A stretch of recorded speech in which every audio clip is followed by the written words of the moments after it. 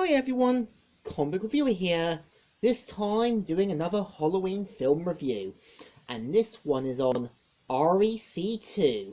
Now, as you know, REC2 is meant to be the sequel to REC, and after getting the film off eBay, sitting down to watch it, I think it's like looking at the Resident Evil 2 sequel. It's gonna show more of a different aftermaths. We're gonna see how more truths is gonna be revealed and kind of see where basically things get more and more serious. And unlike its American counterpart, Quarantine to the Terminal, REC is meant to follow directly after the first film. So we do kind of see how, Dr. Owen, a official from the Ministry of Health, and a team of KEO gunsmen go into the building to find out what happened to the inhabitants. And we do kind of see how, once they go in, we kind of see how they kind of have to deal with not only the infected, but also trying to get a blood sample of the original victim. And over the film, we see how Dr. Owen is later revealed to be a priest, and knows about the sort of possessed girl from the first film that was revealed near the end. And over the film, we see how Dr. Owen basically stubbornly refuses to not leave the building until they get a blood sample to make the antidote. And we also do kind of see how, a group of young kids also going to find out what's going on, and this kind of leads up to what happened when the gun team saw them, and how they kind of ended up causing a little bit of the events. And I think one thing that does make me laugh, how one of the kids ends up kind of putting a firecracker into one of the zombies' mouths and kind of making them roll around the room like some sort of jackass prank. I kind of got a few chuckles out of that one.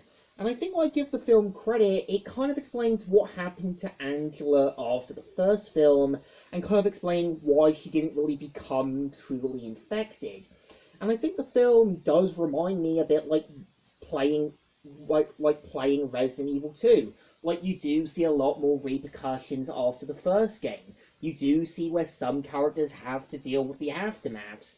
And I think having the sort of three kids, Tito, Neri, as well as Ori, reminds me a bit like the sort of DLC, like Infamous First Light, or basically some of the other DLCs, kind of explaining what happened to the character, how some of the events led up to the main game, which I think is a brilliant idea. And I know, REC also did had some other film sequels, like REC Genesis and REC4 Apocalypse, so kind of showing how, the first film was meant to start off being Angela's story, showing how, sometimes doing a documentary is going to come with repercussions. I think, the second film is meant to be Dr. Owen's story, about trying to do the right thing and give hope again, even though it's going to be a losing battle, and sometimes trying to do the right thing is never going to be easy. And I think I give the film credit is that, you do see a lot more repercussions, and I kind of like how they kind of explain who the monster was that dragged Angela away after the first film. I also give it credit, you do see a lot more of the aftermaths from it in the apartment buildings, and kind of wondering what happened to the other infected. It kind of raises the question, keeps you on your toes, but still showing a lot more after effects. I think this film definitely deserves a thumbs up. It does show a lot more repercussions, aftermaths, and a lot more explaining what's really going on after the first film. And here, you do see the after effects in full force, and seeing it kind of being jammed all in one, but giving you a good dose. So this is my review. So Comic Reviewer here, signing out.